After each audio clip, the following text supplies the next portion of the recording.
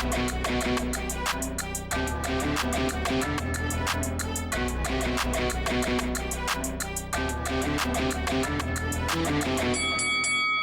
guys, welcome to Boxing Squared for boxing news and views from around the internet.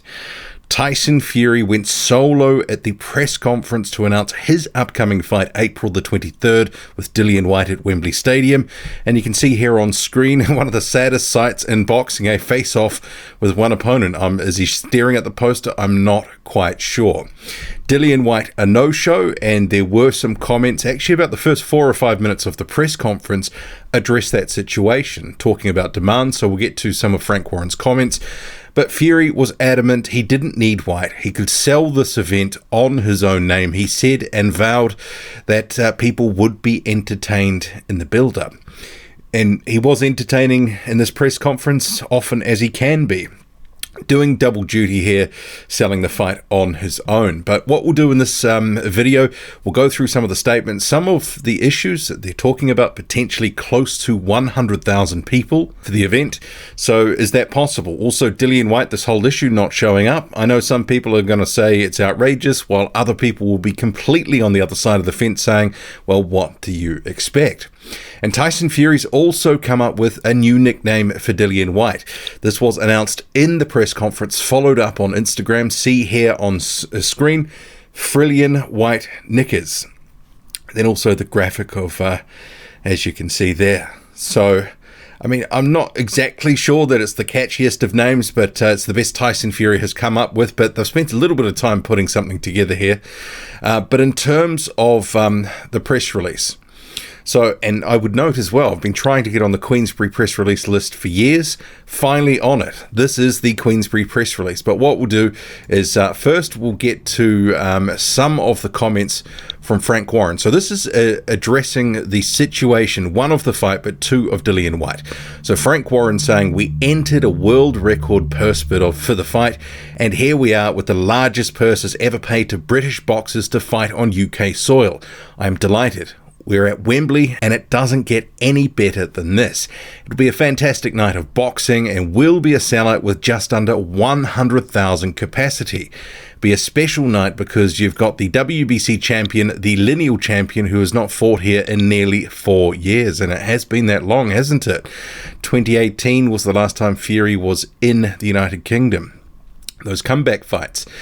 Tickets go on sale. And actually, at the time of this video being recorded, it's a couple of hours out from those tickets going on sale. So by the time some people watch, it will be after the event. So it'll be interesting to track that, because one of the issues, 100,000 people, Tyson Fury saying that he's going to sell it. Frank Warren thinks that they can get a sellout. And is there the demand to get 100,000 people at Wembley? I think certainly if Whyte had showed up and things were kicking off, that makes it a bit easier to drum up interest, because one of the sort of selling points of the fight, at least as you can see from what's already been said, the face-off with no one, the slagging off of Dillian Whyte, the Frillian White Knickers, etc. A selling promotional point is Whyte is not part of the build-up, so that's become a default part of the build-up, if you get what I'm saying. So he continues, one of the things he wanted, and this is in regards to Whyte, is a private jet to fly him in and out today, and we agreed to that in writing. Then they tried to add other stuff to it and didn't even want to let us use his photograph on the poster. I've never heard of anything like it in my life. He's getting 8 times more than Tyson got to fight Klitschko, more than Joshua got to fight Martin, and more than Usyk got to fight Joshua. Maybe Klitschko versus Fury and also Joshua versus Martin, not the best examples, simply because Whyte's more established than they were at that point in their careers. But Usyk versus Joshua is a good parallel. Obviously, he is getting more than Usyk got. And, you know, you can sort of say Dillian Whyte is still getting paid a really good chunk of change. But obviously, one of the issues he's not happy with is the purse split. He wants more. He wants 45%, which he feels he's entitled to as of the WBC's rules, which were obviously then updated, and that is one of the things with the WBC. Everything is always with an asterisk, subject to change. Champions bank on themselves to get the win. That's what they do. If you win the title, you get the money. We are where we are. But Dillian Whyte is in Portugal, and it's disgraceful that he's not here. It's not professional, and if somebody else had have won the purse bid, we would have helped to make that work. It is madness. We will cut to Tyson Fury statements in a second, but it was echoed by Brad Jacobs of Top Rank, who says Whyte is certainly a credible threat and is one of the top available contenders. It is unprofessional that he's not here today, but we will get past that and move on. Everyone is second best to Tyson in the ring in personality and everything.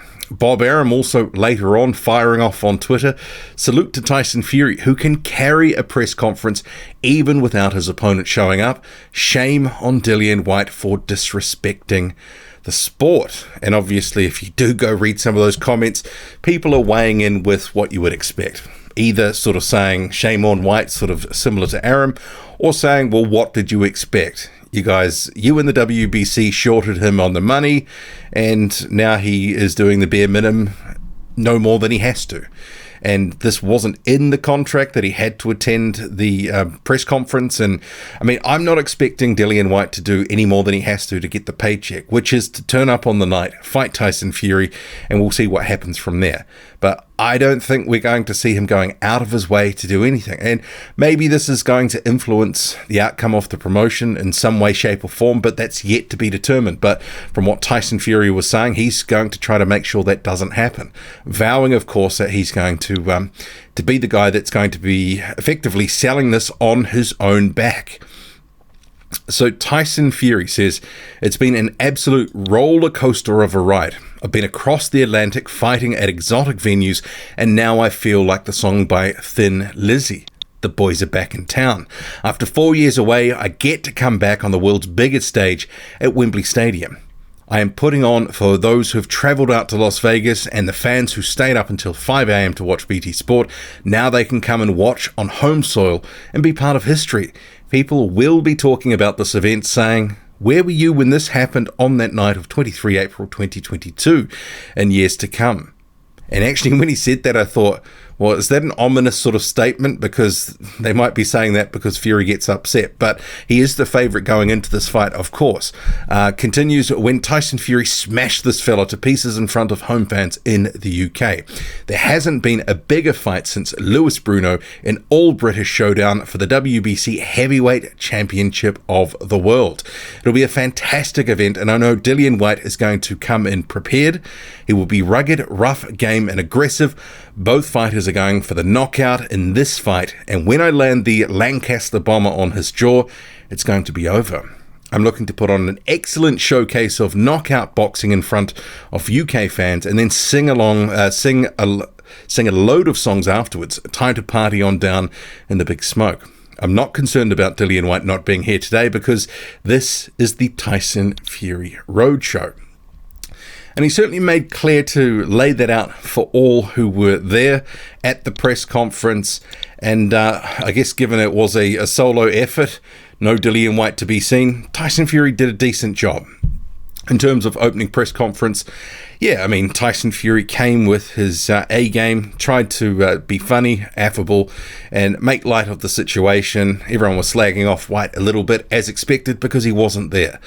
I do think, though, that this is going to be a situation where the promotion, these sorts of things where you can sort of talk up Whyte not being part of the promotion, so that becomes part of the promotion, will only get you so far. But he's vowed that he's going to keep people entertained, so what that'll be, what sort of antics he can sort of drum up, well, that's unclear. But there was something that was said after the fact, and what I would do is I've got so many tabs open here.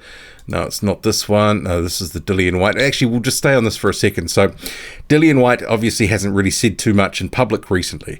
One of his most recent statements was after the Taylor Catterall fight. So you can see he says disgusting, referring to the decision where Josh Taylor got it. Dillian Whyte has been posting to his Instagram story. So this is not a new thing. He's been regularly sort of posting, but it's, generally stuff, either little promos or stuff with his this one's gone, but there were a couple of things with his dog and that sort of stuff. So I mean, it is a case that Dillian Whyte is obviously not going to, and this is one of his fighters, Chris Congo, I believe.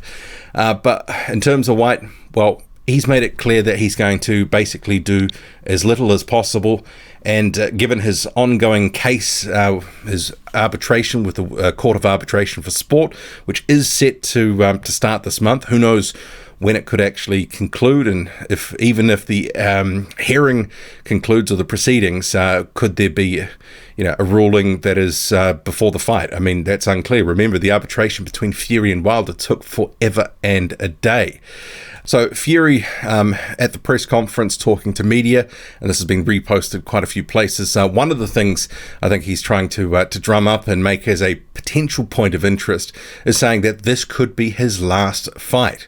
So saying this is the final fight of my career. I'm retiring after this. 150 million in the bank, healthy, young. I'm going to buy a massive yacht abroad. I'm retiring. I'm out. This is my final fight. I'm done. And I don't believe that for a millisecond. Just because Tyson Fury is known for this sort of stuff, he will say one thing one day and something completely contradictory the next. I think this is just some sort of tactic that he might push in the promotion of this fight, because if people think it might be his last fight, this might be the final time he's in the ring, then they potentially may be more interested than they otherwise would be if they're because this sort of stuff, especially not boxing media, because boxing media is covering the fight, they're covering the press conference, but further afield, more into the mainstream media where they want to get more get through to the casual fan, this sort of statement, that sort of quote is going to get a little bit of traction, and maybe that could end up leading to more people watching the fight. But overall, I mean, the press conference, it was decent. Shame no Dillian Whyte, but understandably for him, his position is, look, I'm doing as minimal as possible. And I'm sure Frank Warren will be a little bit worried, along with Top Rank, because record-breaking purse bid on the hook for $41 million. But what do you make of it all? Drop a comment, loud and often. Hit like, hit subscribe. Follow me on Twitter, boxing_squared. I'm out.